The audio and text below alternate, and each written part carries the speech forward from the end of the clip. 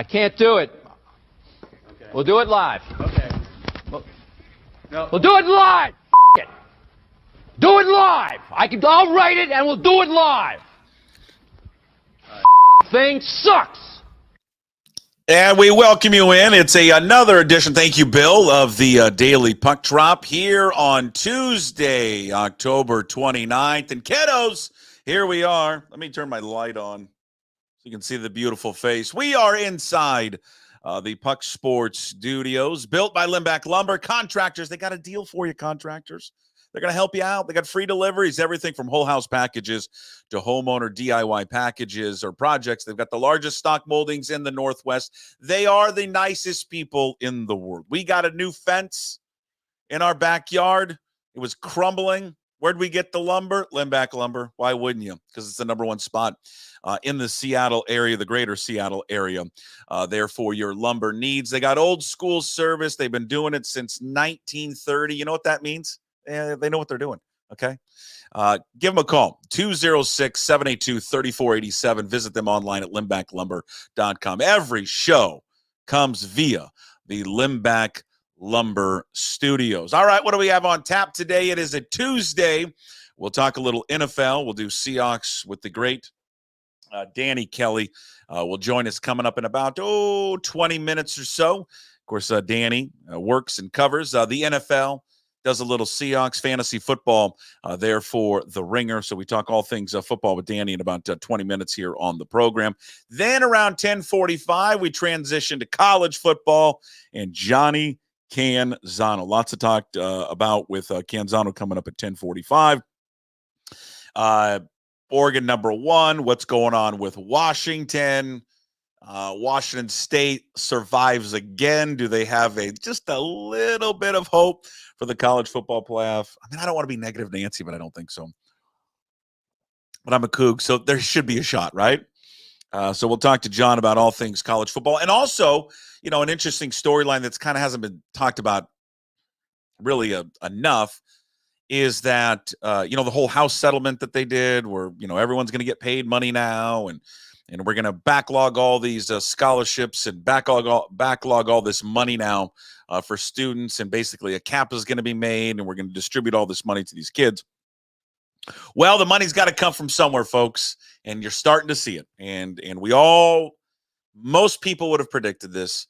They're going to start making cuts, and they've already started doing that. They're making cuts to programs, the Olympic sports, women's sports, and you're going to start seeing more of this happening, especially with the Olympic sports. So we'll have that with Canzano coming up at around 10:45 or so. Then, of course, we wrap up every show with Hey, What the Puck coming up there at the end of the Daily Puck Drop. As we always mention here, I know many of you are probably listening later. We do the show live every day at 10 a.m.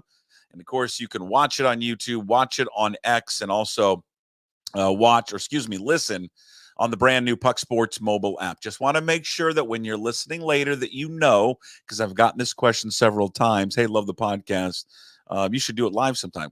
We've been doing it live, but that's okay. You guys got real jobs, real stuff going on. So we do it live. Download the Puck Sports mobile app if you've got an iPhone, and we go live every day at around 10 o'clock. And then we stay on to about 11:30, 11:45 every single day. So if you want to catch it live because you need something live at 10 o'clock, we have it for you. And I know many of you will watch and listen to the program coming up later. Real quick, and then I'll move on. It's just I got to get this stuff out of the way. The Android app, many of you signed up. We got the first 10 people. They're going to get the John Howie gift card. So many of you have signed up to beta test the Google app or the Google Play app for Puck Sports mobile app, for the Google Play Store, I should say, if I can spit it out correctly. So we have that. That shouldn't take long. Should be very shortly once they get the feedback, once people have used it, and then away you go. So if you're listening right now and you're testing out the Android version, not the iOS, not the Apple one, but the Android version, send me a picture and tweet it to me at Puck 2040 there on Twitter. I'd love to see it. Of course, you can follow all the social media channels as well. We're same handles there for Instagram and Twitter, Puck2040. On TikTok, Puck_sports. I find more people are on TikTok now than like Instagram and Facebook. I don't know. I mean, it just seems like more people are there. So again, Puck_sports there on TikTok. Facebook is just Jason Puckett. You can go up there, and we put clips of our shows up every single day up on Instagram, Facebook, and TikTok, including the one yesterday about Geno Smith that got a lot of play from people and disagreement. Most people were in agreement. There were a few that you're an asshat. Who I love. The one guy was my favorite comment was, "Well, who's this guy? I mean, I've never heard of this guy, and I'm now that I've seen this clip, I understand why he's on here." Hey, F you, man. F you. All right. Words hurt. But listen, I'll stand by what I said yesterday about Geno. I thought he was just immature, and I used the word ass. I thought he was an ass on Sunday. Just did. Everybody's an ass. I've been an ass. I've been an ass plenty of times. And you guys are watching and listening to this. You've been an ass too. Everybody has an ass moment. It's okay. Doesn't mean you're a bad person at all. It just means that you had a moment. And I think he's had the moment this year. And unfortunately, he's had more of those moments here recently. For whatever reason, I don't know, man. I don't know why he's had issues and why this season or lately has been more so where he has shown his emotion that he ever has in the past. My guess is that, he looks at the situation. I think the contract thing wears on him a little bit. He knows that he's going into the final year of his deal. This is the final year of his deal. I mean, it just is. I mean, is he under contract? Yes, but what I mean by that is they can easily get out of it next season. And he's aware of it. He's aware of the likelihood or the possibility that they would move on. You go back months ago when we had Garofolo on and Mike did the reporting and said, no, they've went to him. Geno Smith's camp has gone to the Seahawks to ask about a new contract. It was quickly shot down, by those, and quickly shot down by the organization. Everyone's, it was just, fake news, made it up. And then Geno Smith himself comes out in a press conference and confirms Garofolo's report and says, yeah, we did reach out to them. I think when they probably reached out and were rightfully pushed away, said, no, we're not going to negotiate anything right now. Let's kind of see how this season goes. And, maybe at the end of the season, I'm spitballing here, but this is what they said, that we'll talk later in the year. It probably is, offended him. I think, anybody gets a form of rejection, and that was a form of rejection for Geno and his camp, that he was basically told, yeah, thanks, but no thanks. Probably a tough pill to swallow. So I don't know if this season he's tried to go out there and prove something a little bit. Maybe that's the case. I think the issues are, he still throws a beautiful ball, and there are still some plays that Geno makes where I think you get real excited about, and I think he proves that he can be a starting quarterback in this league. I think where they're at right now, to commit the amount of money that it would keep, that would have him stay in Seattle, that is going to be a big-time discussion for those guys there at the end of the season, man. Because I don't know what you do, because you don't have a quarterback on your roster. You just don't. But Geno, we talk about the Seahawks, and I'm going to get into Russell Wilson a little bit later in the World Series quickly before we talk to Danny Kelly. Right now, Geno's the least of their problems. I just don't like the way he acted on the sideline. I don't like he threw the football at a guy. I don't think quarterbacks should act like that. I think him and his body and his facial expressions on the sideline, I get it's an emotional sport. I totally understand. I understand. We've never been in their shoes, but it's their livelihood, and I get all that. But, there's a way that quarterbacks should carry themselves. And I think too many times he's carried himself where he's shown that emotion, that negative emotion, too much, way too much on the sideline. And throwing the football, appears to be crying. As I said yesterday, barking at JSN and Lockett, and just the look on his face, the running off the sideline after being stepped on. I don't know. Just that's not good. Bad vibes. Just are.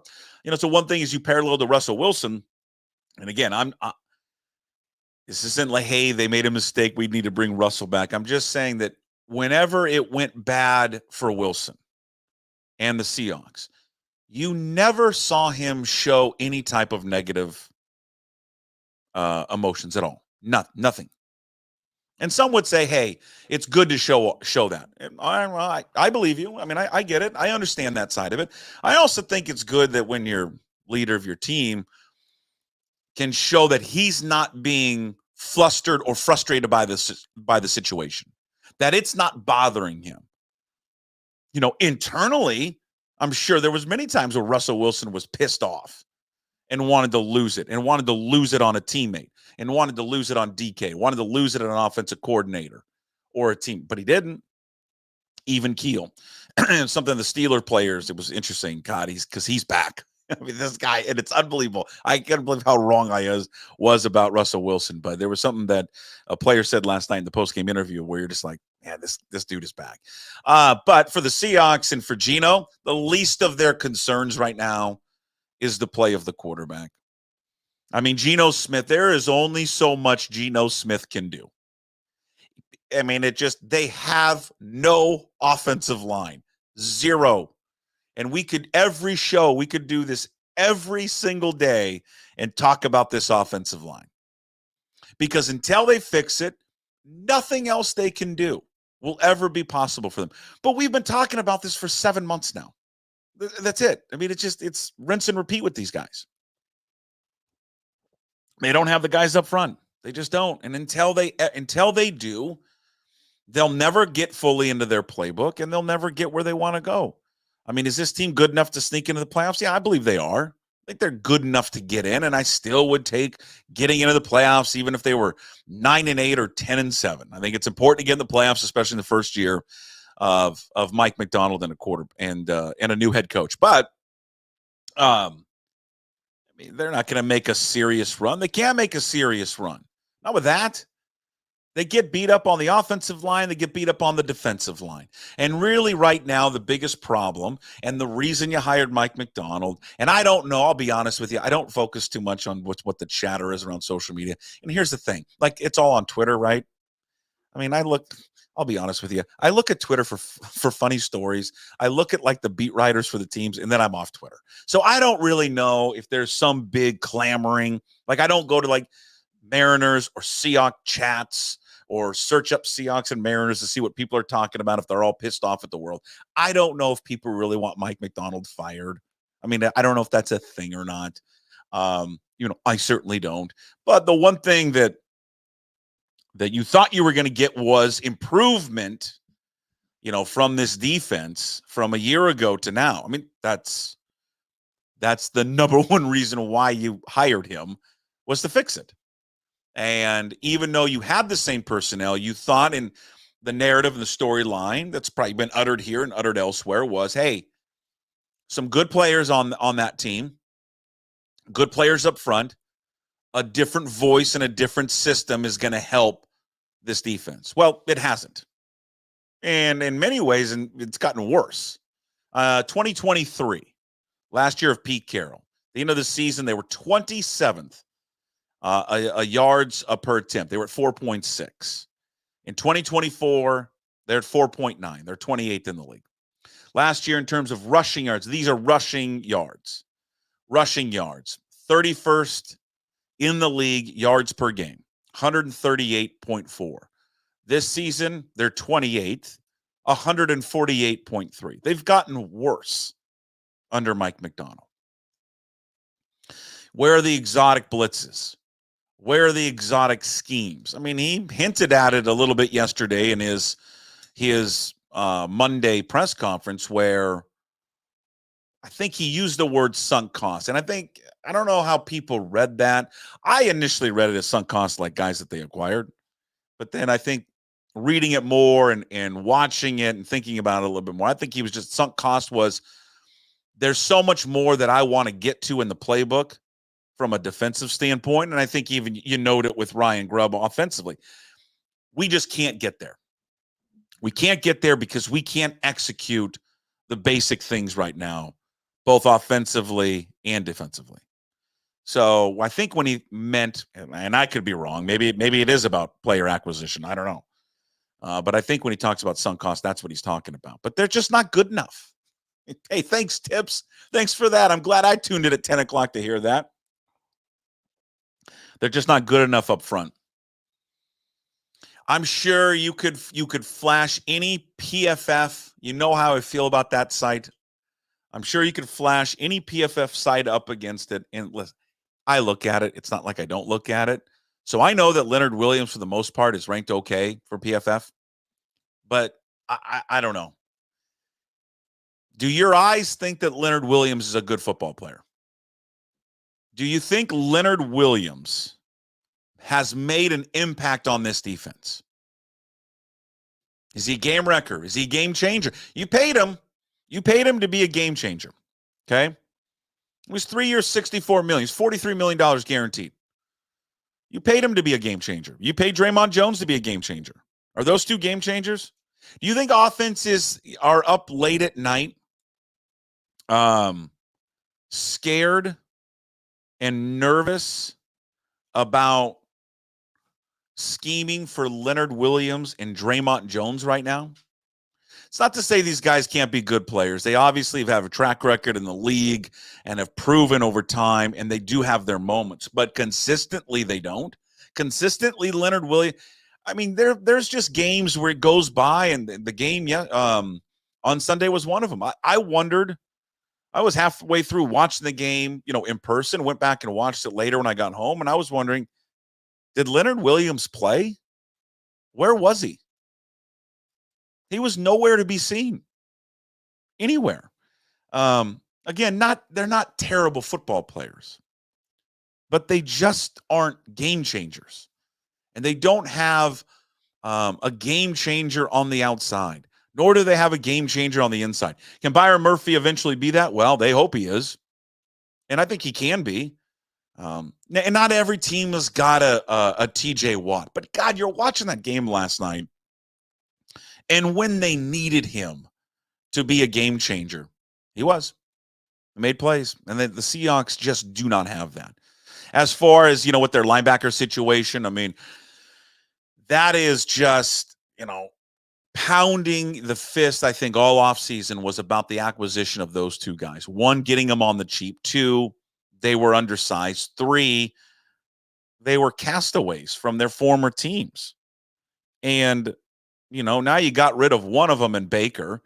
And Tyrel Dodson, I want someone who knows football better than I do just to tell me, get on the chat if you're a football expert. I don't care. And tell me what Tyrel Dodson does well. What does he do well? Is he good in coverage? Is he good at tackling? Is he good at filling the hole? Is he good at taking on blocks? I mean, again, you can cite stats and PFF and all that. I would love to hear from somebody with your own eyes. We've all watched football. Hell, you've played football. I don't care what level you played. You have an understanding of the sport. Does he look like a guy that when the ball is coming to him, he breaks down and attacks the hole and attacks the ball carrier? I haven't seen it. The touchdown last week. Where was Cook or Davis? I mean, he's right in the hole, and he just lets the guy bounce to the outside. Just not a good linebacker at all. So that's been tough to watch. We're going to talk to Danny Kelly from the Ringer here coming up real quick. Real quickly before we talk to Danny, we'll talk about some of these subjects coming up a little bit later. Boy, Russell looks like Russell again. Deep passes, move around the pocket, leadership, high five, sideline. You've got Calvin Austin III post-game interview talking about he just keeps us positive. He keeps us upbeat, keeps us focused. I mean, this son of a bitch is back. It's unreal. 20 of 28, 278, a touchdown last night. I thought his career was over, especially with the way Fields was playing okay and they were winning. He's gone to the perfect team. He's absolutely gone to the perfect team, the perfect head coach.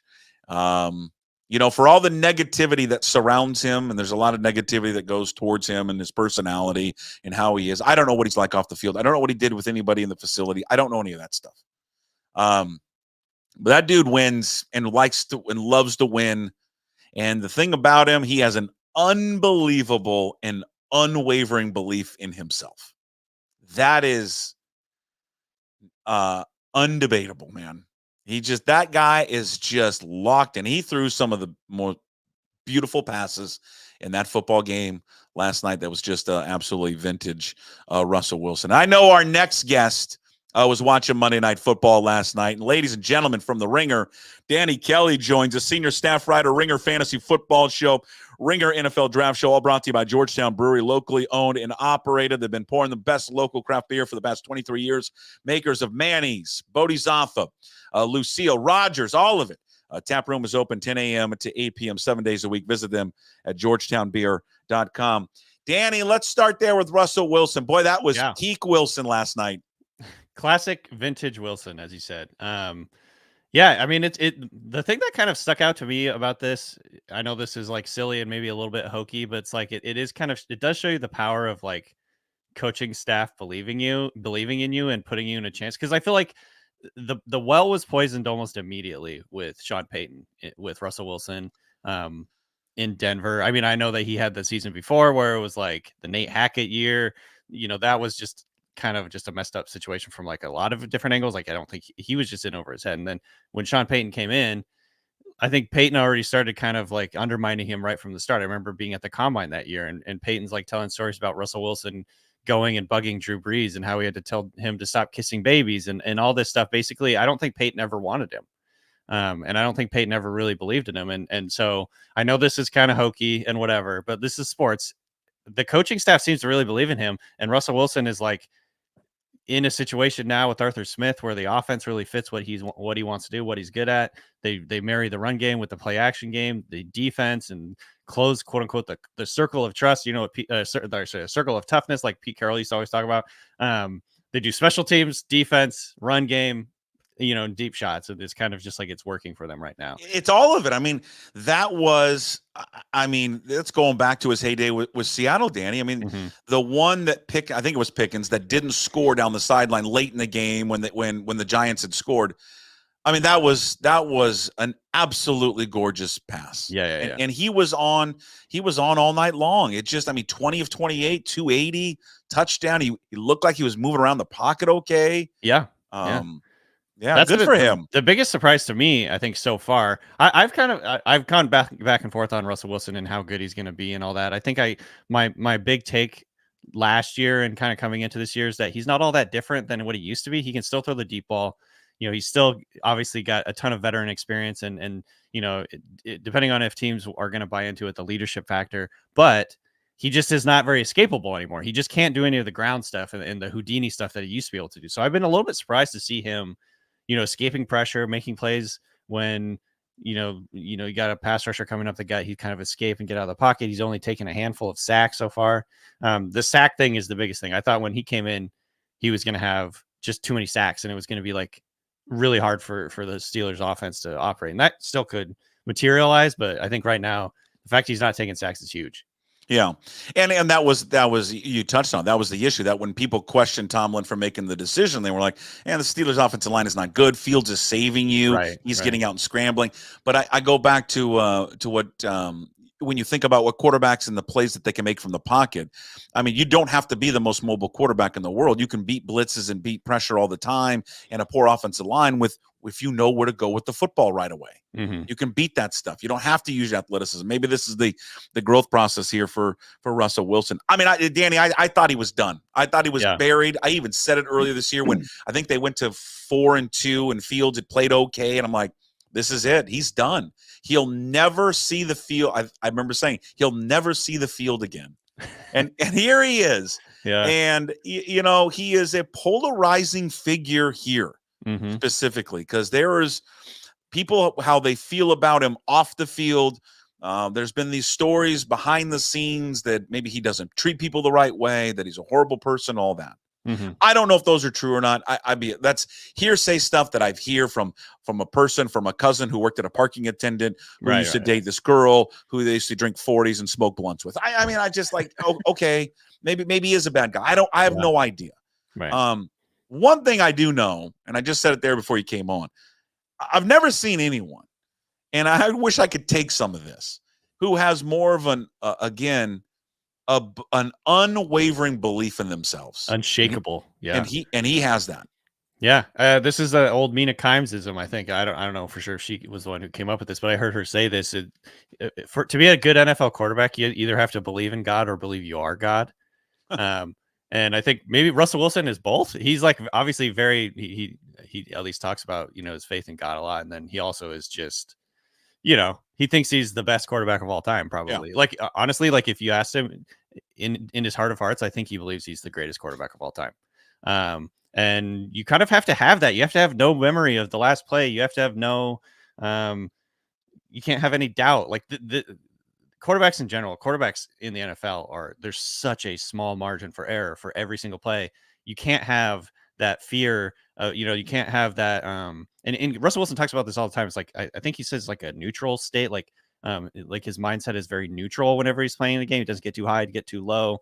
Try to stay neutral. Try and like control your emotions. Play in the absence of fear. There's been a lot of like I think stories and interviews written and talked about where he talks about just like the mindset is so important, the philosophy, and just him staying even keeled and neutral throughout a game. And so I think it's very fascinating, honestly, and it is cool to see him play so well right now. I think the question is like, what happens when they start getting behind in games? Sure. Because I think they've had the advantage of good game scripts in the last two games. And so, yeah, we'll see kind of like, at least the last two games have been close the whole game. So like, we'll see if they have to come back, it's going to be a different story. But at the same time, it's like, this team is built to kind of play the style. This is like a Seahawks style team where they're tough, physical. They can rush the passer, they can run the ball, that kind of stuff. Yeah, I mean he went literally to the perfect team, right? Because they want to run the ball, they want to control it defensively. They're not asking him to throw it 50 times a game. I mean, what did he throw last 27, 28 attempts? That's the sweet spot for him. I mean, what I saw, like I'm watching the game, but I'm really watching baseball all night long. And the only reason I'm paying attention to the Monday night game, Danny, is because I had a $100 bet with Jim Moore on the game. Yeah. And I had the Steelers -6. So I was just like, when he fumbled late, I was like, you son of a bitch. Really? You're going to cost me $100. But then, of course, Danny Dimes, he throws the pick. And then I'm saved. And Jim Moore owes me another $100. But is that when I looked at his final stat line, I'm like, God, that's his stat line. Yeah. That's what makes him the quarter. That was anytime you looked when the Seahawks won, I bet we could find that stat line right there. 20 of 28, 280 yards, maybe not that many yards, but a touchdown, no picks. 217 yards.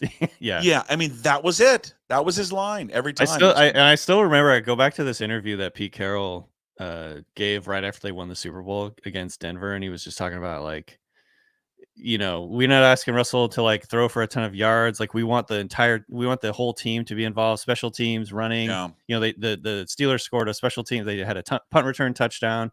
They had a couple turnovers created on defense, and then Russell Wilson took care of the ball. Right? He did fumble in this game, but that was a really good play by the defender. Yeah.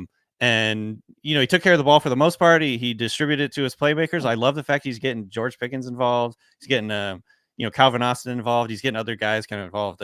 Darnell Washington's all of a sudden kind of like coming on, and they're utilizing him in the play action game. I think it's just like an extension of that Pete Carrollism, that Pete Carroll style of football, where it's just like you have all three phases working together, and then you're not asking the quarterback to do too much. The whole premise of Pete Carroll's program was basically like, we don't want to have to give the quarterback too much responsibility because it's a really freaking hard job. And it's like really, really hard to be consistent at the quarterback position over the long term. Like only a few guys can do it. And if we don't have that guy, I want to be able to win still. So, I see a very similar style with the Steelers right now. What do you make of he was his backup here in Seattle? What have you made of Geno here in the last few weeks? I mean, the play and the play is one thing. I mean, I don't know I'm not going to blame him too much. I mean, he doesn't have an offensive line to work. They can't do anything because they can't belong. But his frustration is I mean, it's real evident. I mean, it's real public now. I mean, it's boiling over to the sidelines. The frustration throwing the football at a player. What have you made of what you've seen the last few weeks from him? I know I've seen people talking about it. I know you talked about the throwing the thing at the player. It didn't like in the moment, it didn't bug me that much. I think it's more just like the team is frustrated. There's a very fine line for me of people of watching a team and watching a game and having like, I want my players to have like a little bit of an edge and like give a shit, and really care. Because if he's just like walking around like emotionless, like that's also kind of a negative. Like, but there's a fine line between like taking it too far. Like when he threw the ball at the guy's head, probably shouldn't have done that. But I didn't really freak out about it. I didn't think it was a huge deal. For the most part, like the offense hasn't been the problem, honestly. Like for the most part in this game, think about how different things would have swung if they scored those 2 goal line touchdowns. There was the one where they had the center throw the ball over his head by about 30 feet. I don't know how that happens. How does that happen? I don't know, man. I've been thinking a lot about that. I don't know how he did that. I really don't know. Did he have a muscle spasm right at the moment he was trying to snap the ball? And it was bizarre. And then of course you get another play down at the 1 yard line where he steps on his foot on 4th down. And you run those 2 plays differently, and it's a completely different narrative. So like, I'm not overreacting to the way that Gino reacted in that game. I think. Yeah, let me just jump in. I mean, just think about where the game goes, right? They score there on the snap that goes over his head, right? Mm-hmm. Instead of getting a field goal, they get a touchdown. Okay, mm-hmm. So what is that? 7? Or no, it's 7-7, right? Because they ended up with the field goal there, right? Yeah, okay. It was 7-3. Yeah. Okay, so then they turn around, then they get the pick. They say go and score in there. I mean, there's a scenario where they're 14-7. Mm-hmm. It's a totally different game. And going into the half. This game got away from them. You see this happen in the NFL all the time. The game got away from them, and they started getting frustrated. And honestly, like the Bills are a better team. Like, let's just be honest. They got beat by a really good team and a really good quarterback.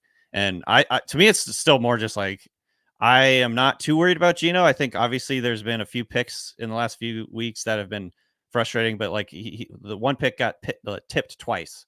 It's like, this is kind of just unfortunate thing that happens. I know that a few of the picks have been on Gino, but for the most part, like, I think he's one of the bright spots for this team this year. And I'm not going to freak out too much about him, getting frustrated on the sideline. I do think, generally speaking, the team needs to have a few more leaders step up. I think when you watch like the defense, like who's the leader of the defense?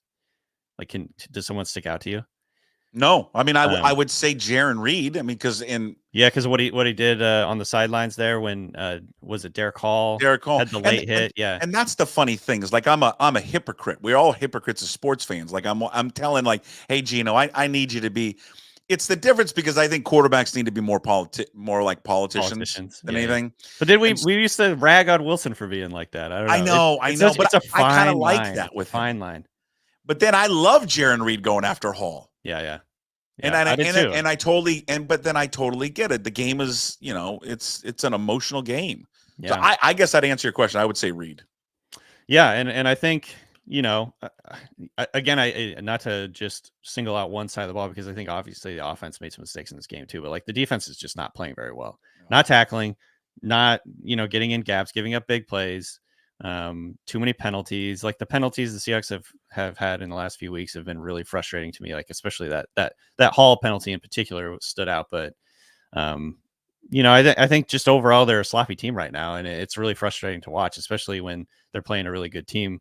So I think they have a lot of things to clean up on defense in particular. I think the offense has been pretty solid for the most part. Like, obviously there's some things you'd like them to clean up, and I think the discipline and consistency and penalties is a big one. But like, especially losing DK Metcalf in this game, like to me the defense is much more worrisome, right now. And like, just you'd like to see that side of the ball have more leaders emerge, played a little more together, because right now it just feels like there's a collection of guys on the team rather than like a cohesive unit. So yeah, I like when I watch those games, I'm just like more frustrated with the defense right now. How were they worse off than they were last year? I mean, the whole reason you fired Pete Carroll to bring in Mike Macdonald was to solve this defense. The defense is worse than it was last year. Yeah. It's amazing to me. I can't even believe it. And think about this, Danny. Had they not played Bo Nix week 1, had they not played the Dolphins without Tua, and had they not played Jacoby Brissett, it'd be worse. It'd be dead last in every statistical category. Yeah.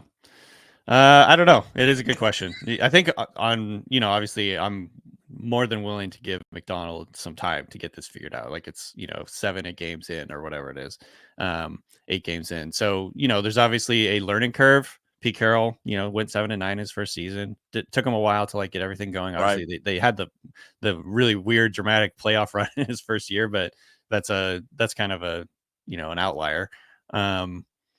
And I think when you look at Macdonald, when he was with the Ravens his first year, they were not very good defensively. And when in second year, they really, really took off. I think this is that type of defense where it might take a little bit of time. And also, they don't have any good linebackers. And they've been trying to shuffle the deck a little bit to try and get, the situation fixed. And it's not going to happen overnight. You have a linebacker come in and play. I think he had 15 tackles or something like that in his first game. So obviously, there's some talent deficiencies. I think that there is a lack of really strong leadership right now, at least from my point of view. I'm not down there on the field or whatever, but it just doesn't look like there's a very clear leader. They've got guys with too many penalties. I don't know. I think there's variables holding this defense back right now. And maybe Mike Macdonald is a part of that as well. But I think there's just there's a talent deficiency that we are maybe not just going to get fixed right away. When you what comes to mind when you watch Leonard Williams play? I thought I haven't gone back and watched all 22 with the Seahawks defense a whole lot this year, but my impression is that he's been pretty darn good. What would you say? Before he came on, I'm watching that game on Sunday, and I mean, again, you don't want to focus in on one guy. It's never just one guy on the defense, but right. I come away with games sometimes wondering, a lot of times wondering, did he play today? Right. I know it's just terrible, but I'm just I don't know. It's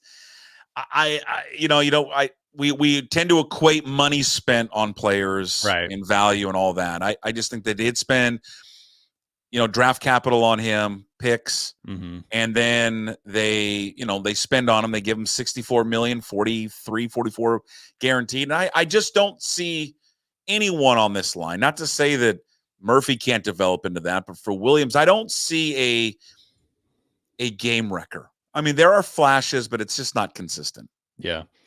Let's see. So I'm looking at PFS grading. I know that this isn't the be all end all or whatever. I know. I have a love hate with PFF because it's just, and I look at it too, but it's tough.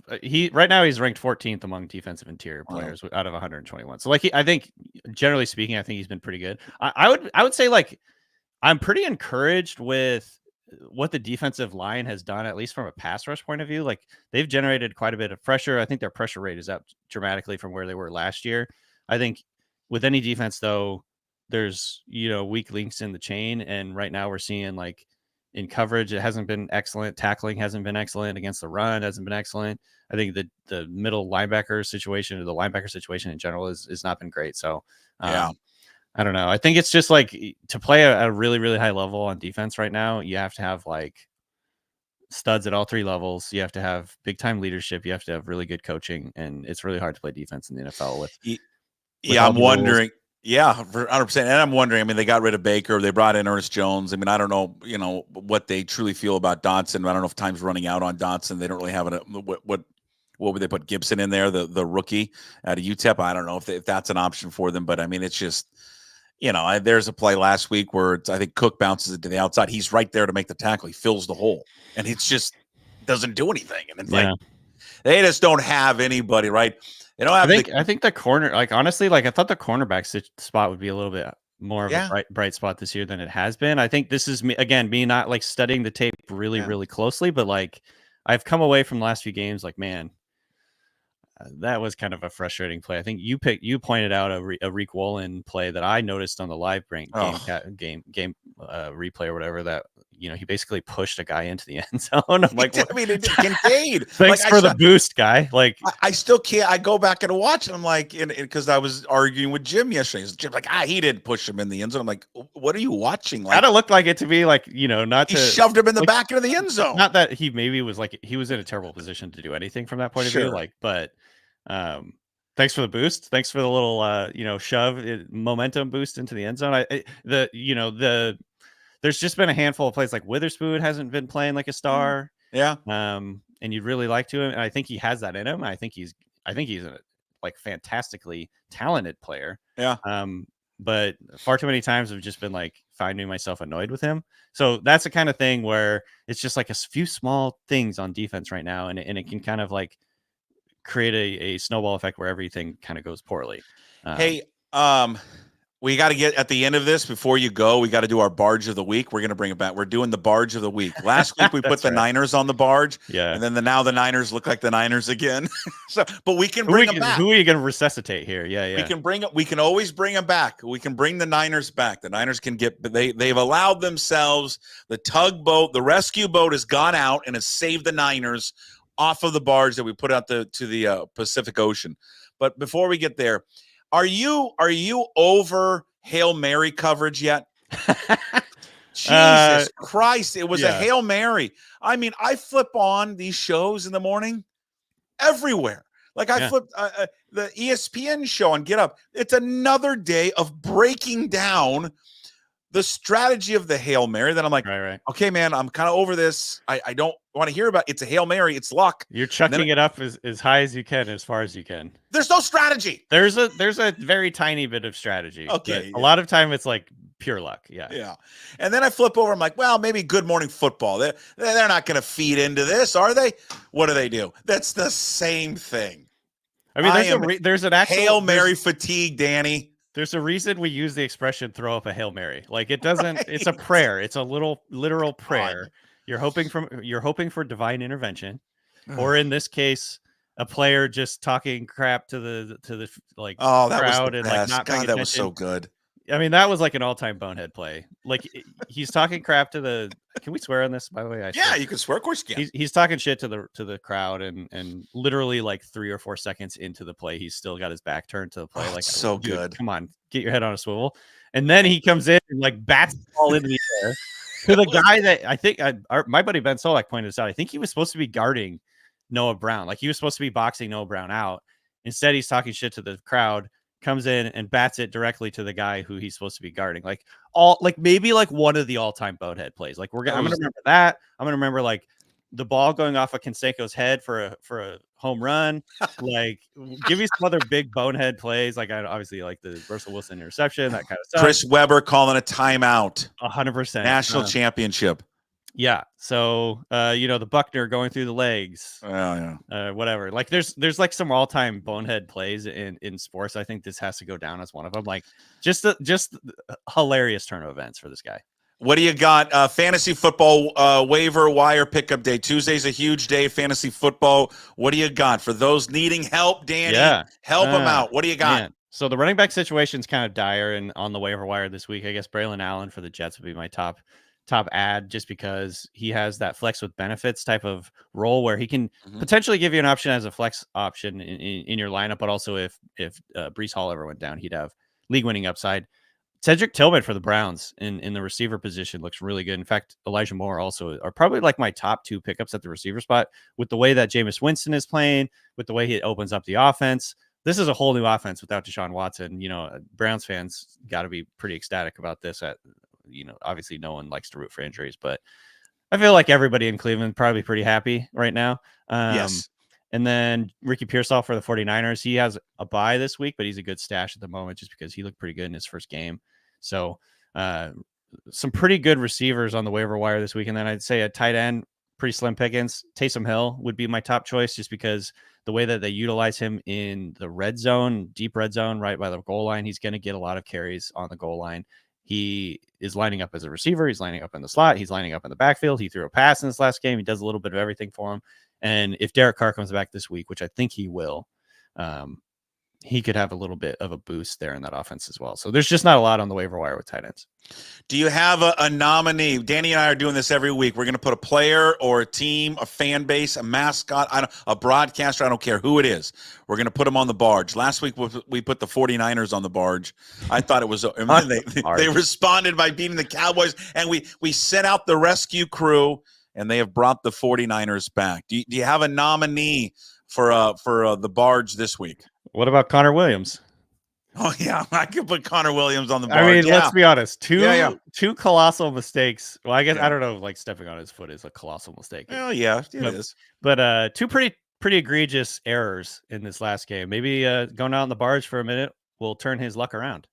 We can put him out on the barge, and we can always bring him back. We don't have anybody that can play center right now for the Seahawks, so that would be good. Got to bring him back by Sunday. You got to bring him back by Sunday. Here's a nominee for the barge for me. I'm going to put Anthony Richardson on the barge. Yeah. He has officially been benched today. They're going with Joe Flacco. Oh, is that right? Yeah, they just happening live. They just announced it that Anthony Richardson has been benched because he admitted afterwards, after the game, that he pulled himself out of the game on a third down play because he was tired.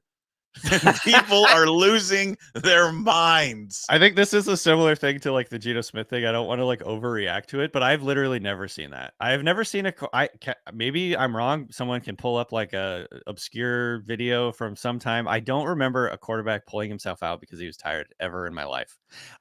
I'm especially conflicted. Like on third down. Like, what are you doing, man? Well, it was third and long. Right. 20 plus. They said they were just going to hand the ball off to, which they ended up doing. He wouldn't have known that. Like he's tapping his helmet like as he's getting up from being on the ground.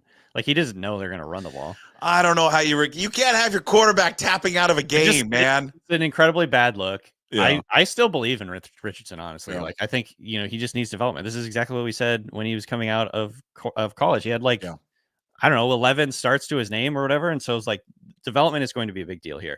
He needs to be developed. I understand from the Colts' point of view, they need to they need to make a decision based on all the other 52 players on that active roster right now, and in terms of like we're going to try and win games. It's like the Deshaun Watson situation. Like the Browns they weren't trying to win. They were trying to justify a contract.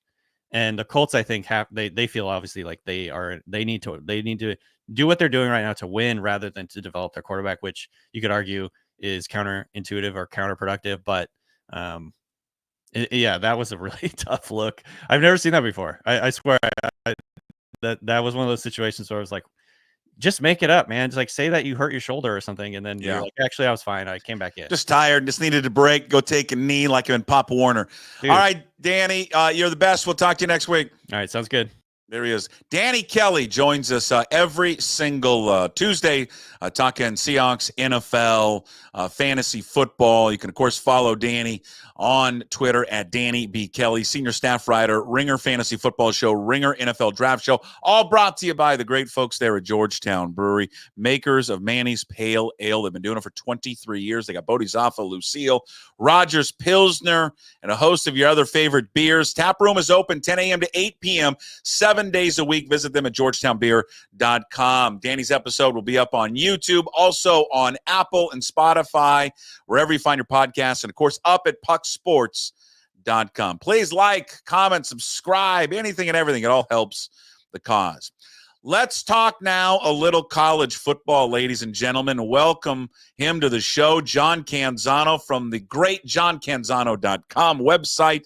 It's all brought to you by Zeke's Pizza, best selection of pizzas, local Northwest craft beers. You can follow John on Twitter, John Canzano BFT. Read all of his fabulous work at johncanzano.com. Listen to the radio show, The Bald-Faced Truth in Portland, 750 The Game. He does a podcast with John Wilner, Canzano Wilner, where you can, of course, find it anywhere where you find your podcast. Hey, I want to start there with that latest podcast with you and Wilner. Oh, I can't hear you. Hold on. Unmute your mic. Now? There you go. How about now? Yeah, I got you now, sir. I thought that your production staff would have my mic. Well, I mean, come on.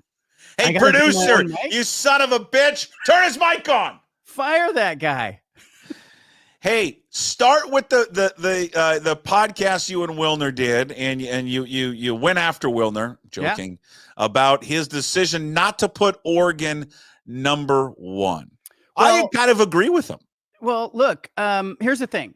I think the episode is more about like why we do polls, right? Yeah. Why do we do polls to begin with? Why does the AP have a preseason poll? It makes no sense. In fact, I think it's destructive in some ways. It's harmful to the ecosystem when the AP voters prior to the season tell everybody which teams are the best teams. We haven't seen them play. We know that those rankings are wrong every year. But what happens? Some of the TV matchups, some of the early thinking in the preseason gets sort of predicated on or framed by that AP poll that comes out in the summertime. And I can't help but think that the College Football Playoff Selection Committee that's going to make their first rankings public next Tuesday, I can't help but think that they are impacted by that poll. So why do we do a poll? What does it mean? And is it okay if somebody sees it differently? I happen to think it's okay that Wilner sees the Ducks as the number 2 team and 61 other voters of the 62 of them see it that Oregon's the number 1 team. That's okay. What I don't like is groupthink. And I don't like when I have a Heisman vote, Wilner has a Heisman vote. I don't like that ESPN and Fox tell us every week who the Heisman finalists should be in their eyes, because I don't want that in my head when I go to make a decision. I think it's okay not to have this cohesive, congruent, everybody agree that these are the top teams. That's why you do a poll. It's okay if Wilner sees it a little bit different.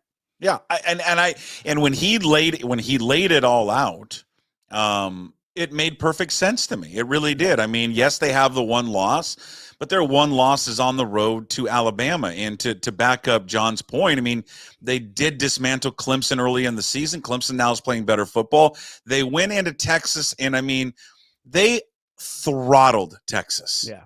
I mean, throttled them. And for Oregon, I mean, listen, what does Oregon have on the resume right now? You pointed out, what's their best road win right now? Yeah, their best road win is probably Oregon State. They got on a bus and went 40 miles and beat Oregon State, or maybe UCLA, or, Oregon's got wins over Ohio State and Illinois, of course, but let's see where these teams end up ranked at the end of the year.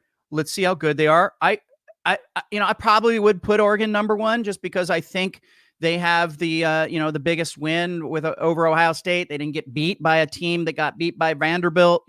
I would probably justify Oregon as the number 1 pick, but it's not like he put Oregon 18th. Like, I had a couple of Duck fans. I had one guy reach out to me and said, can you ask Wilner why his ranking is dramatically different than everybody else's?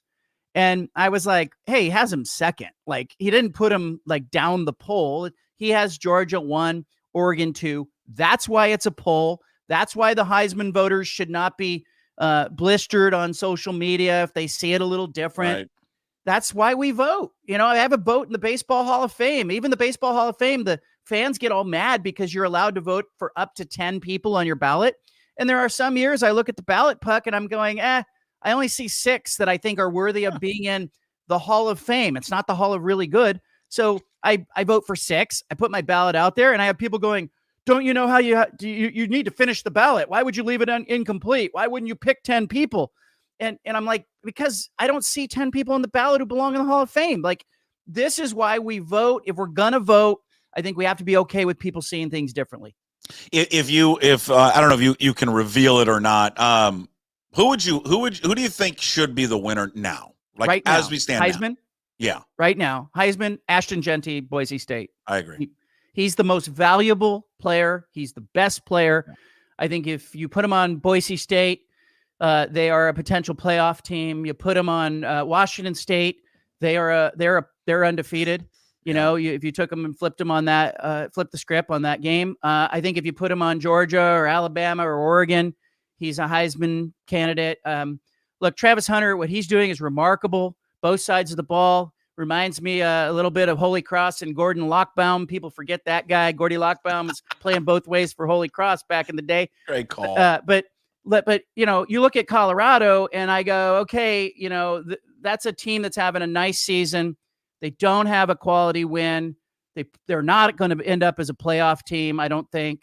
And by the way, I could make a case for Shedeur Sanders as being the MVP of that team. I think you take Travis Hunter off Colorado, that they're not as good. But if you take Shedeur Sanders out of there, they're not a bowl team. Well, and you know what highlights that? And, I've had mixed feelings about Shedeur Sanders. I mean, I don't like the antics and the things that he does. But what I became a real fan of his is I stayed up and watched that Kansas State game. Yeah. Okay. That kid is an absolute warrior. Like, he is getting hammered left and right. He has lost his 3 best wide receivers, including Hunter, in that game. And he almost pulled off an upset against Kansas State and almost won that game. Yeah. So I agree with you. I think it's the most valuable player on that team. As great as Hunter is, and it's awesome to see what he does, I mean, the best player on that team is Shedeur Sanders. Yeah. And look, and Travis Hunter's on my ballot. I'm not leaving him off. Right. You get to pick 3. But there's some other players that are out there. And, a guy at Washington State, John Mateer, should be mentioned more. He's probably not a finalist unless Washington State ends up in the playoff. Then you have to look at him. But this award, if we're being real, goes to a player on a team that is likely going to make the playoff, that has 3 or fewer losses in most years. It plays in the Big Ten or the SEC and plays quarterback or a skill position. Like that's what this award goes to. Like, you could probably drill down if we wanted to and find that the best player in the country is probably a defensive tackle or an offensive tackle nobody's talking about. But for the purposes of this conversation, for me right now, it's Ashton Genty, maybe Travis Hunter right after him, and then maybe a Dylan Gabriel third on my ballot. If I had to pick it today, I don't think that's where we're going to end up, though, because there's so much runway in front of this season. Yeah, it's interesting. Like, I haven't watched, I've seen highlights, but I haven't seen like Abdul Carter at Penn State play. Yeah. And he's going to be a top 3, top 5 pick in the NFL draft. Who's to say that he's not the best player in the country, right? And they're undefeated. Yeah. I just love how people get so mad. Like, the LSU fans were so mad at me that I had Michael Penix first on my ballot, and I had Jaden Daniels second. Like, and I had Bo Nix third. And the LSU fans were just livid, like tweeting at me. Oh, how can you be in look, I said, Jaden Daniels, I didn't think he would start at Washington. I thought if it came down between Michael Penix and Jaden Daniels, I thought Penix was going to be the starter. That's my vote. It's my opinion. That's why I have a vote. Not everybody needs to see it the same way. We don't need to have this group think where we all sort of agree on everything. And that's why it's a vote. It's a poll. What did you, I agree with you. And I mean, I think I love a good preseason poll. I do. I think that just goes back. Yeah. And I think I hold on to it because when I was a kid, one of my favorite weeks ever, as a kid was coming home from school and going in the mailbox to see Sports Illustrated's preseason top 25 poll. Yeah. I love that. And so I think it makes me, when those come out, I think about, when I was 10, 11, and 12, and how excited I would think get. About But to your point, John, it shapes how people think 100%. Because you get these teams that are overvalued and over, in these polls. And then we'll see it. It's next week when the college football playoff rankings come out. Yeah. Next Tuesday night, election night. And you're going to see it reflected. Yeah. Because of how these teams started off in these polls. Like, I'll give you an example. First of all, Michigan where did Michigan start the season at? Yeah, they were high. They were top 10 team. Okay, so, I mean, they're not even close to a top 10 team.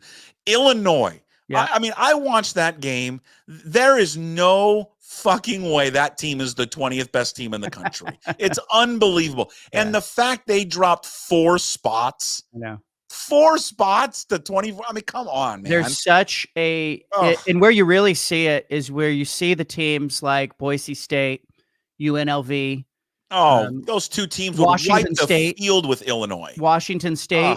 Those teams have to work extra hard just to get into the top 25. And then what do people say? The pollsters say, well, they didn't play anybody. Well, turns out Utah wasn't very good. Turns out, Michigan's not that good. So you start to get a reframing, a recalibration that happens mid-season, and it's not fair to some of these teams that are trying to punch their way into the top 25. And we're looking at all these Big 12 teams that, ended up not being very good, that are out of, you just flip the standings around. Turns out BYU's okay and Utah's not.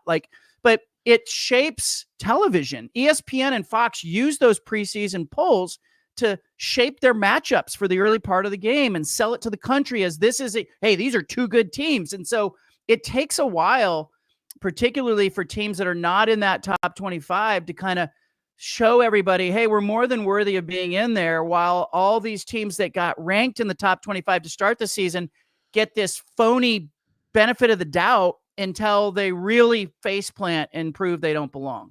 I mean, I'm looking at right now the AP preseason top 25. Okay. Yeah. I mean, they had Georgia 1. Okay. Yes. They had Ohio State 2. They had Oregon 3, Texas 4, Alabama 5. But I mean, here they had Michigan 9th.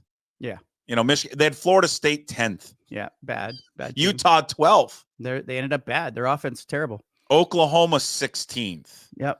You know, look at the Kansas State thing. I mean, it's like, you know, turns out Arizona State's pretty good. Turns out that Utah's not. BYU's great. You know, where's Indiana? You know, where was Indiana in the preseason top 25? So look, they didn't even get votes. They didn't even get a vote. So here's the thing. Like, I get why they do it. I understand how it impacts TV, but come Tuesday night, when this first set of rankings come out, there will be a halo effect to that preseason top 25 that you can track, that you can see, like, this impacted thinking.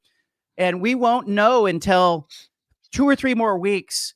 Is Ohio State good or not? We don't know. Like, we're getting some markers that certainly indicate that maybe they're not a top 4 team or top 5 team. So if they're not good, does that mean Oregon shouldn't be number 1? Like, we don't know any of this yet, but it certainly is going to impact the thinking come Tuesday. And I think it's going to be why it's going to be difficult for, like, a Washington State even at 11-1, right, to find themselves on a bubble. But if they had started the season as, you know, number 15 and Boise State was number 18, then it's a very different matchup when they play each other.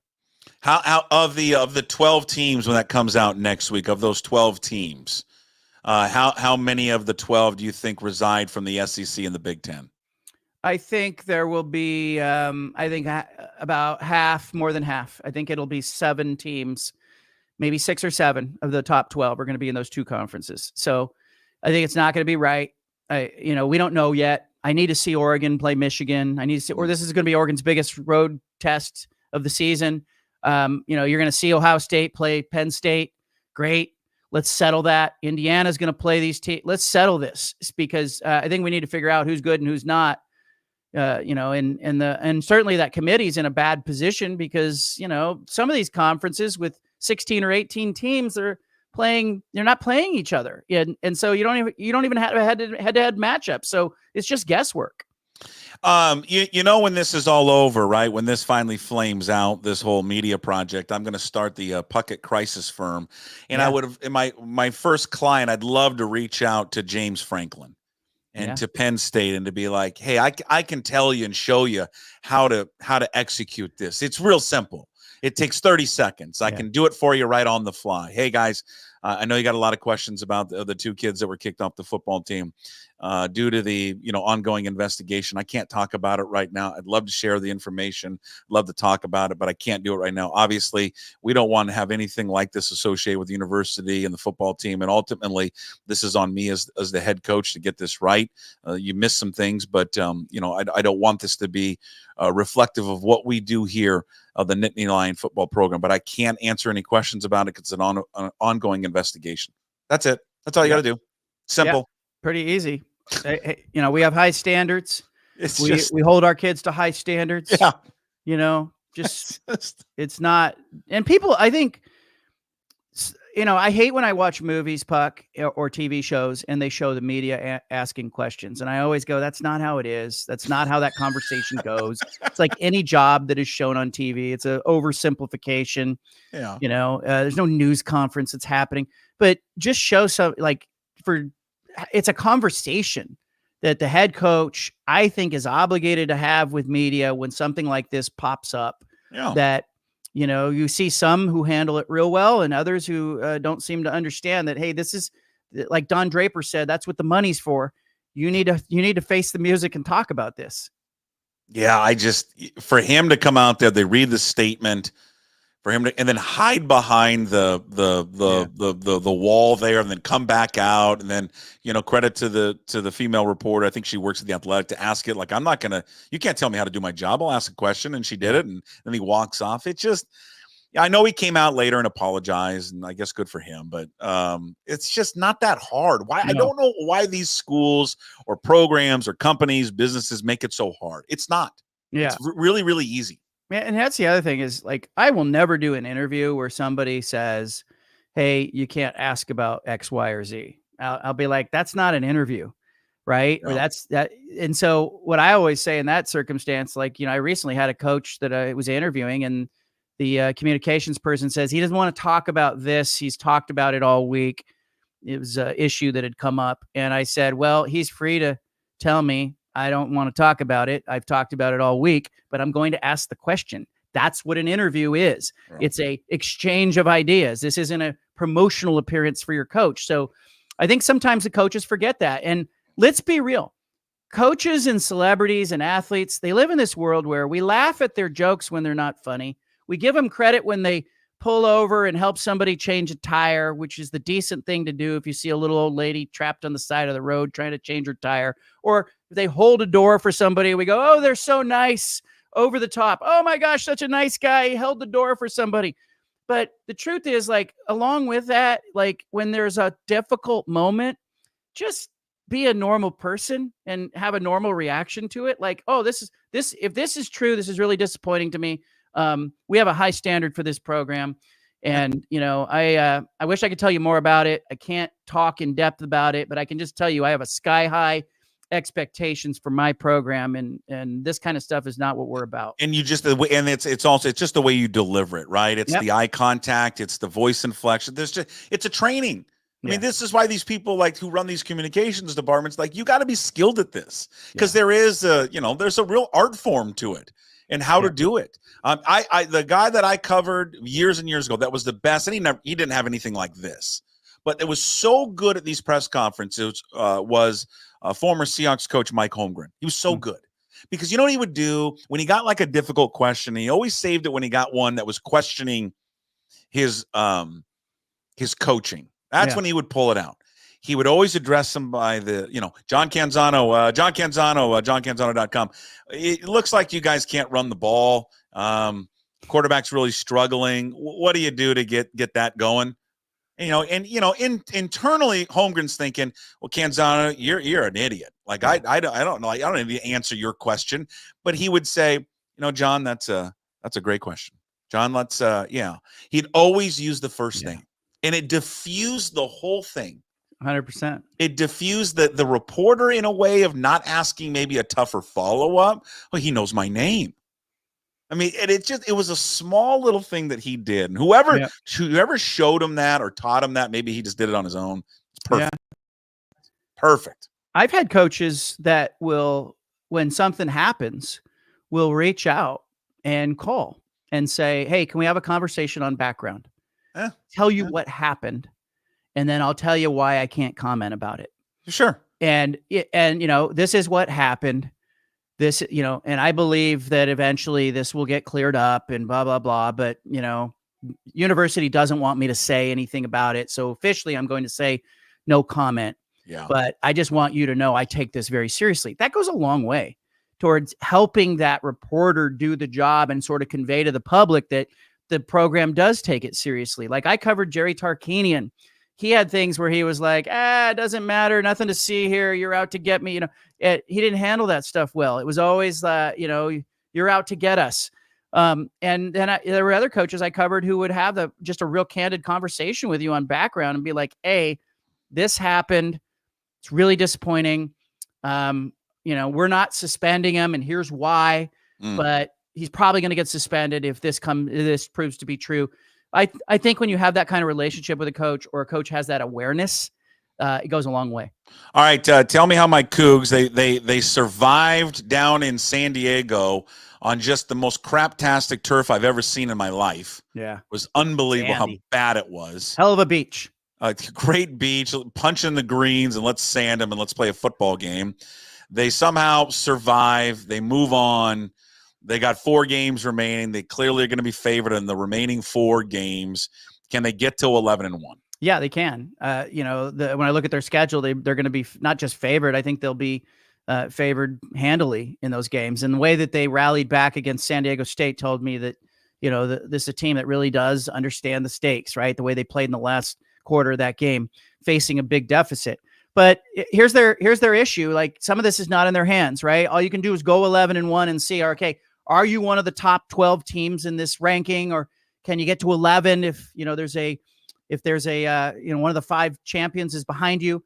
For people who don't know, Oregon State, Washington State are not eligible to be a conference champion. I had that come up. Somebody asked me that. Washington State fan asked me that yesterday. You're a conference of 2, so you don't qualify as one of the conference champions in the automatic bid in this year's tournament.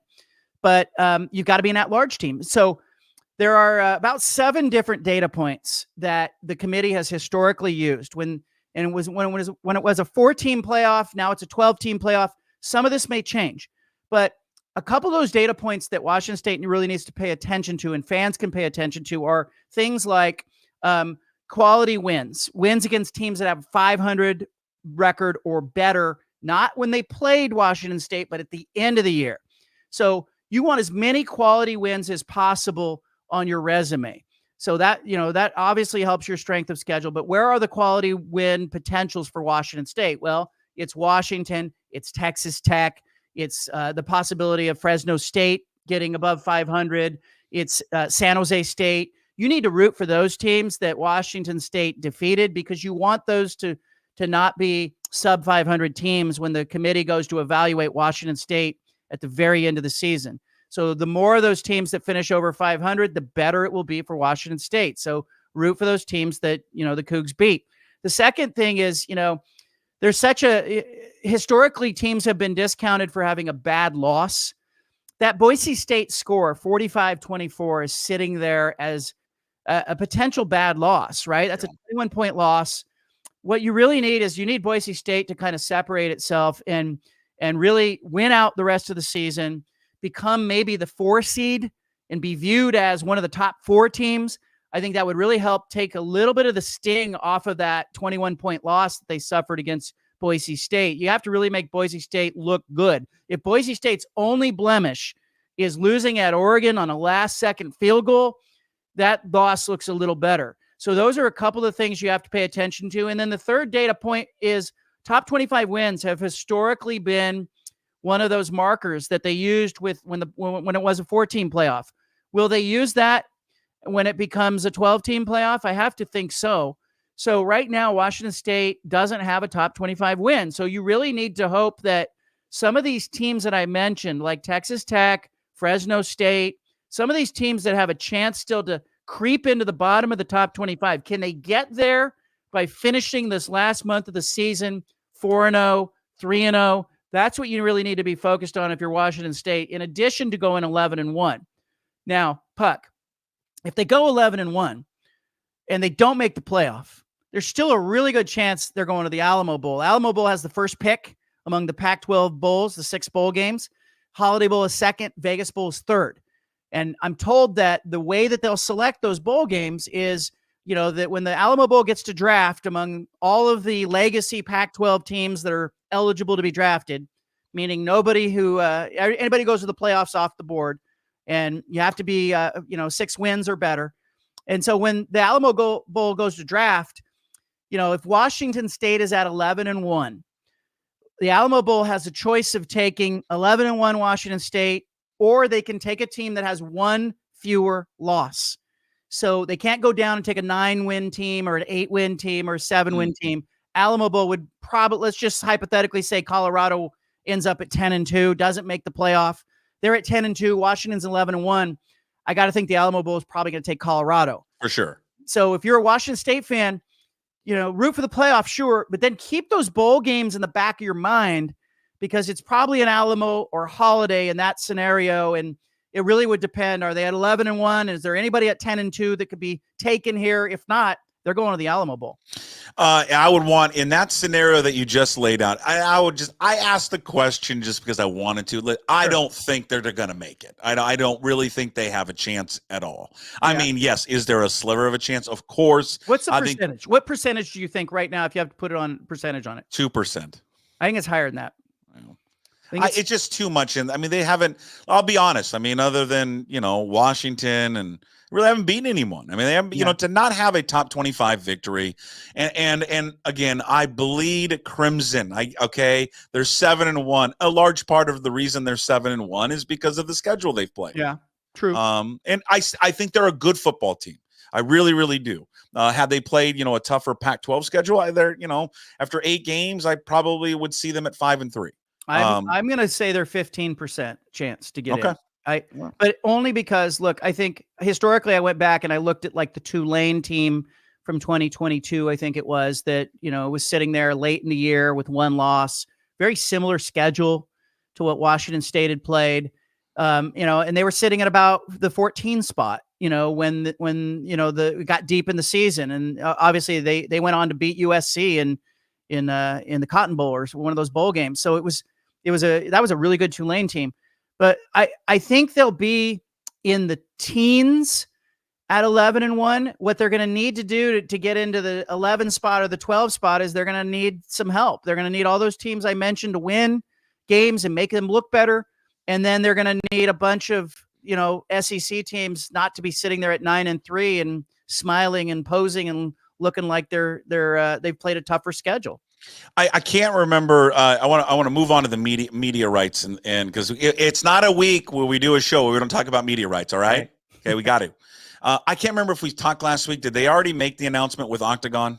That announcement with Octagon came right after the show. I think it was that day. Yeah. Tell everyone they've hired Octagon, the Pac-12. What does that mean? What does that mean for the Pac-12 media rights? Well, they needed a media rights consulting firm. And, there are a lot of boutique consulting firms. There's some good consultants out there, but there are a couple of big ones. Endeavor is a big one. Endeavor, though, has a real conflict because they represent the Big 12. They represent the Mountain West. They couldn't just become the Pac-12's company. Last time out, the conference went with Sports Media Advisors, and it's more of it's a boutique firm that hadn't done a bunch of college media rights deals, and I think they understood that they paid a tax for that, so they went with Octagon. Octagon's a big company. It's got smart people that work at the top of it. I took a real look at the 2 guys that are the VPs that will be handling the negotiation. I've heard good things about Octagon. They went with a big company. They went with Ford and General Motors here. They didn't go with some company you never heard of. So I think that was an important distinction. Octagon also, though, has done some basketball specific deals, and that jumped out at me. They did a deal with the Atlantic 10 where they put together a basketball specific deal. They also were contracted by the WCC. That jumped out at me as well. So I'm looking at the Pac-12, and the big thing that all the other consultants are wondering is, will the Pac-12 try to bundle basketball off by itself? Because it has Gonzaga, it's got San Diego State, it's got Colorado State, Utah State, it's got Boise State, great basketball. Well, will they try to become like the first conference that says, we also have football, but we're going to split these 2 things and we're going to sell it separately? Will they find enough value there? And there's a lot of rubbernecking going on right now with people going, I wonder what they'll do. Now, if they're able to do that, the package between football and basketball might end up being worth more money.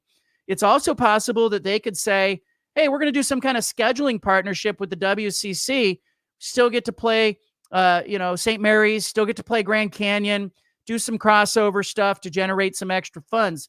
That's out there. It still keeps you regional. I think the WCC is receptive to that. I am told Stu Jackson, the WCC commissioner, told me, hey, they're not just looking to add teams. They're looking to do some partnerships. They still want to play Gonzaga, right? So their only way to get to Gonzaga is to do maybe a crossover series. But can they sell that? Will somebody like TNT or TBS come out of left field? They got locked out of the NBA deal. Will they have money to spend on men's basketball? Will they get into that?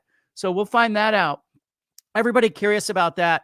But they're also going to have, Octagon is going to have all these potential media partners start modeling deals that involve the addition of all sports schools. So they may go out to ESPN and CBS and the CW or whoever they're going to talk with and say, look, model a deal with UNLV in it, model a deal with Memphis in it, model a deal with Tulane in Memphis, model a deal that has, a couple of Big 12 teams in it. Like that could be out there. And the Pac-12 did that before when UCLA had already committed to going to the Big 10.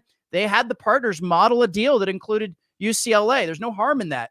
So, you have something to sell that's concrete. You can go, hey, look, you want to come join the Pac-12? Here's the distribution. You've noted this before that Utah does not have an exit fee in the Big 12. Correct. Did they do that? Why? Well, Utah wanted to go to the Big 10 and saw that the Big 12 was going to be a stepping stone one way or another. Okay. And I think they wisely looked over and went, yes, we could go, but we don't want to lock ourselves in there. It's not a forever place for us. And so I think, if I'm the Pac-12, do I have my partners model a deal with Utah? I do, but I don't think Utah's intention with that exit was, hey, we want to come back to the Pac-12 one day. We'll have that available, especially now that the Pac-12's got Utah State in the fold. Right. I think if I'm Utah, I want to be associated with BYU before I want to be associated with Utah State. But there are some interesting opportunities out there, and I think they'll kick the tires on all this. You know what I'm looking forward to, and this day will come. I don't know when it's going to come. I'm looking forward to the day when Jedd Fisch leaves, whether he leaves on his own or is removed, whatever. Just when Jedd Fisch leaves, like all coaches, they don't stay there forever. But when Jedd Fisch leaves, that Washington fans will finally admit to themselves that they never liked him. They didn't like him as a coach. They didn't really want him as a coach. But they had to lie to themselves that they liked Jedd Fisch because Jedd Fisch was the football coach of their favorite football team. And sports fans, John, they do this all the time. Right. I think Cougar fans did it to themselves with Mike Leach.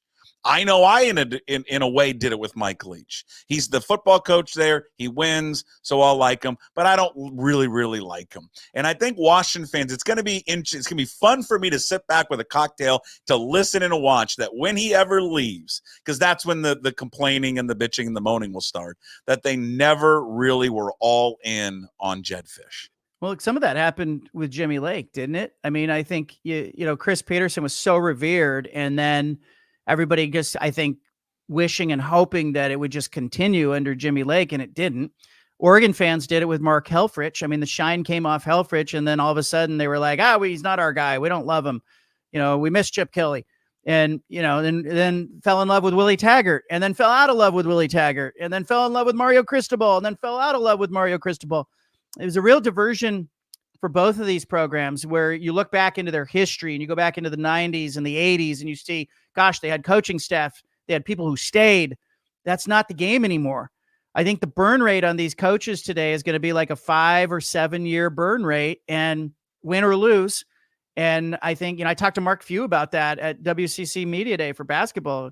Like, this is a different job. And so, yeah, I think Jedd Fisch, he's your guy for now. But I also think Washington is in a really difficult position in that I think if they were in the Pac-12, the old Pac-12, they could make the playoff maybe 3 times in a decade, 4 times in a decade, 12-team playoff. Well, how many times are they going to get into the playoff in the next decade? They have to climb over a lot of teams in the Big Ten, and they're not as disadvantaged as UCLA, but I think it's going to be a really difficult climb for Washington, for USC. Oregon seems to be doing well. Some of the Colorado is better positioned in the Big 12, but there are some real examples that are glaring right now of like, ooh, you would have been better off if this hadn't gone this way. We've gone real late here, but I want to I just sneak in like 2 more, then we'll be wrapped up. Why doesn't let's say they lose this week, and I think I would do it now. I mean, they've got nothing left to play for. Does Washington? They don't. I mean, they're 4-4. They can go to a meaningless bowl game and get the extra practices and all that. If you say you come out this week, which I don't understand why you'd give this quote anyways, because now you're throwing it out there that he's the future and ready to take this team over at some point. But right now, Will Rogers gives us the best chance to win. Just do it now. Yeah. I don't just play it now. I'm not a Will Rogers guy. I think in the Apple Cup, it was evident This is not a guy who's going to go win you a game. And, Jed's trying to get along like a lot of coaches are with, selling the younger guy that he is the future while trying to get something out of the guy, who maybe will make the fewer mistakes. I think you go with the upside move right away. And I think Fish is, you look at the rest of the schedule, they're physically not competing at the line of scrimmage. I thought it was embarrassing how they got pushed around by Indiana and, Iowa, after the bye week. I thought, gosh, they're going to come back. I didn't see it. And so I think they've got problems up front. And they don't have the quarterback. They don't have a quarterback who can go win them a game. So why not make the move now? I agree with you. And then real quick, if Lincoln Riley's close practices this week, is closing ranks, whatever, if she does make a move, this is probably a 1 in a million shot. Would she at least pick up the phone to see if Chris Peterson would come back? I think she would. Yeah. I think Jen Cohen would call Chris Peterson just to talk with him. He's sitting around, and dirty little secret, he's talking to a lot of coaches. He's consulting with Jonathan Smith. He's coaching coaches. Yeah. So some of the coaches that are out there that have known him and have been on his staffs and have worked with Chris Peterson are using him as a resource. And I think he's providing a valuable resource. That's a story someone should do. Like it's like the impact that Chris Peterson's having on other coaches right now. So I think Jen Cohen would call him. Yeah. See if he's interested. Also, who does he like? Who's out there? And, and it might be too soon for Jonathan Smith at Michigan State, but that's somebody I think she's certainly comfortable with, who's got sort of the fingerprints of Chris Peterson on his work. I also think she'd try to call Kalen DeBoer just to see, has he had enough of the unhinged Alabama fan yet? So, but you don't think Peterson would ever do it again? Like he's done. No. I mean, look, I had him on my show. He talked about, like Mark Few, he talked a lot about the job being such a different job. And it's he got away from it because he didn't like all the other stuff that was going with recruiting. And now it's worse with the transfer portal and NIL. Maybe if they got the rails back on this thing one day, he'd come back into the fold. But I think he's happier probably doing what he's doing now. He's got a true off season from college football, and he doesn't have to deal with the portal and NIL. Yeah. All right. We took up way too much for your time. John, appreciate it. Go read John's work up at johncanzano.com. Follow him on Twitter, John Canzano, BFT. Listen to the radio show, The Bald-Faced Truth in Portland, 750 The Game. His podcast with John Wilner, Canzano and Wilner, you can find that wherever you find your podcast. It's brought to you by Zeke's Pizza every single Tuesday at 10:45. Thanks, John. Thanks, Puck. I'll see you. Yeah, there he is, John Canzano, again from johncanzano.com. In case you missed it, it'll be available up on YouTube. You can listen to it back on Apple and Spotify, wherever you find your podcast, and, of course, up at pucksports.com. I never in a million years think Chris Peterson will come back. I mean, I'm just, do you pick up the phone and at least try? I mean, I think any good AD would do that. Any good, you want the best, and would you maybe he misses it a little bit. Again, one in a million shot. But again, if he's advising coaches, as John just said, he's advising guys like Jonathan Smith. I think when they do eventually make, which she will do, eventually makes a move with Lincoln Riley, if they can find someone to pay off the $80 million that he's owed, that Jonathan Smith comes home. And Jonathan Smith gets out of East Lansing. It's not a good fit. It's not him. He's a West Coast guy, and he fits USC. The style that they play is more like all the success they had back there, clearly when he was in Oregon State. And, it fits the style that USC played there when Pete Carroll was running the show. So big thanks to John for joining us. All right, we wrap up every daily puck drop with Hey, What the Puck. It's brought to you by Restoration One of North Seattle. It's your restoration company that lets you avoid the stress of water, fire, and mold damage with their property restoration services. Locally owned and operated. Make them your first call when damages affect your residential or commercial property. 206-817-8917. Visit them online at restoration1.com. The North Seattle franchise. In fact, if you go and click on that little QR code that is on your screen, if you're watching, you could be watching the the recording of it later on YouTube, or you're watching it live right now on YouTube and Twitter, that's going to take you right to restoration1.com and their website. So again, if you have, and again, we're getting that time, right? Floods, damages, storms, all that. Anything happens to your residential commercial property, it's a one-stop shop. These guys are going to take care of you. They're the best in the business. Trent and Derek and the whole crew is going to fire it up, and they will, from the beginning to the very end, they're going to take care of you. All right, for Hey, What the Puck. This really is Hey, What the Puck.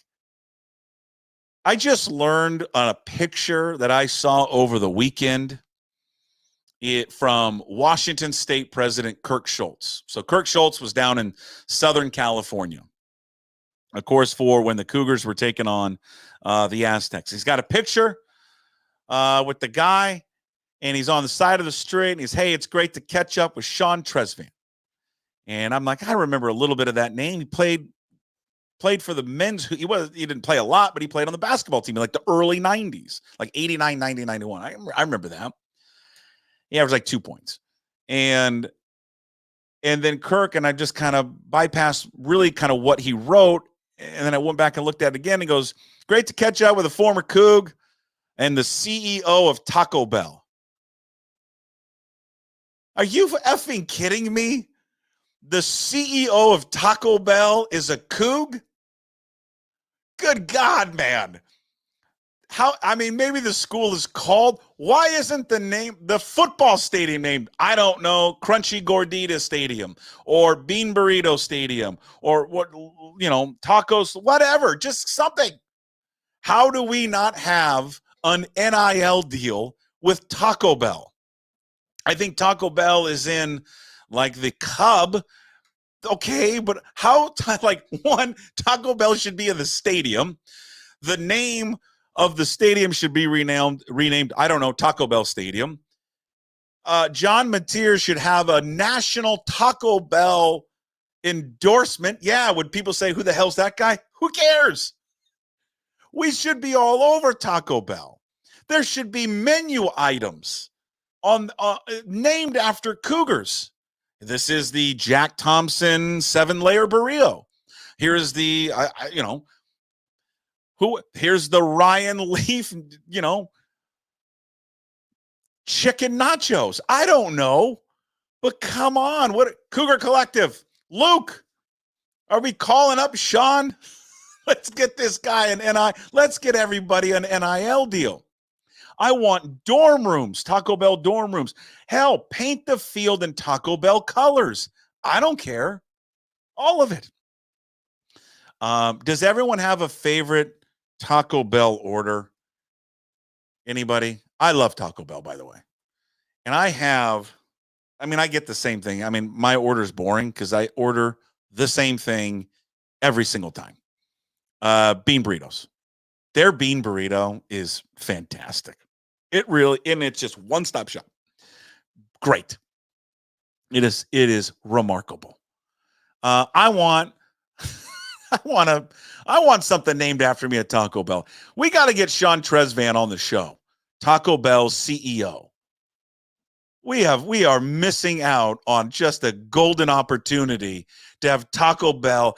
I don't know. I want Taco Bell to run the whole athletic department. Rename. Wasn't it the Big 12 was going to rename the All-State Conference? I want the athletic department to be renamed. It's no longer the Washington State Athletic Department. It's the Taco Bell Athletic Department. Like, the meals should be catered at halftime. First of all, let's get a Taco Bell inside the stadium. Let's get a Taco Bell outside the stadium. Let's paint the field Taco Bell colors. We should be all things Taco Bell. God, that's the best news of the weekend. I found out that the CEO of Taco Bell was a Coug. Good God, this is a landmine for us. I know they're talking about beer sales finally coming to Martin Stadium next season, which is great. Long overdue, should be, and I'm looking forward to it. But there should be a Taco Bell inside that Martin Stadium there as well. That's it for Hey, What the Puck. Again, brought to you by Restoration One in North Seattle. Your restoration company lets you avoid the stress of water, fire, and mold damage with their property restoration services. Locally owned and operated. Make them your first call when damages affect your residential or commercial property. 206-817-8917. Visit them online at restoration1.com. North Seattle franchise. Again, if you're watching, just click on that QR code, and it's going to take you right to Restoration One. All right, coming up later today, which will come out tomorrow, we're going to record the Old Crimson podcast. Just myself and Jamie Vinnick of Coug Fan. Sorensen's traveling. We're giving the since it was a bye, we're going to give old Jimbo some time off, go work on his golf game. So just me and Vinnick. We probably won't go as long as we normally do. Also, Coug's Corner will come out tomorrow with Jake Dickert. Yeah, Joel's right. Hey, yeah, What the Puck brought to you by Taco Bell. No, I mean, What the Puck's brought to you by Restoration One. Hey, but Sean, Taco Bell can be the presenting sponsor of Puck Sports. Puck Sports brought to you by Taco Bell. Inside the Puck Sports Studios, which is built by Limback Lumber. Limback Lumber, Taco Bell. Just let's go. Let's make it happen. Great idea, Joel. So those will come out tomorrow. No Ryan Divish tomorrow from the Seattle Times. Divish is in Vegas getting drunk and losing money, so we're going to give him the week off in terms of our Mariners off-season weekly chat with him. But we will tomorrow talk to Rob Staten from SeahawksDraftBlog.com.